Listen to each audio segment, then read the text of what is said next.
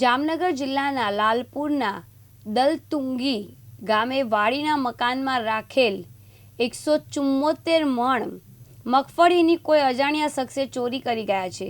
આ અંગે લાલપુર પોલીસ સ્ટેશનમાં ફરિયાદ થતાં પોલીસે આરોપીઓનું પગેરું મેળવવા તપાસ શરૂ કરી છે।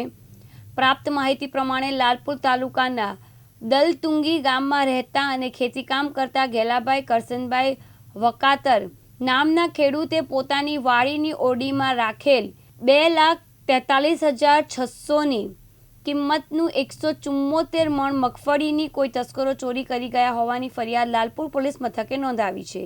પોલીસે ફરિયાદમાં જાહેર કરાયા અનુસાર ફરિયાદી ખેડૂત પોતાની વાડીમાંથી મગફળીનો પાક તૈયાર કરીને જુદી જુદી 87 બેગમાં કુલ 174 મગફળીનો જથ્થો તૈયાર કરીને ઓરડીમાં રાખ્યું હોય, જે મગફળી કોઈ તસ્કરો ચોરી ગયા હતા।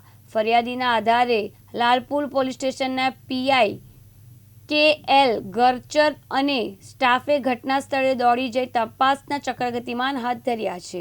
માખેચા સાથે સાગર ટંકારિયા, દિવ્યાંગ ન્યૂઝ, લાલપુર, જામનગર।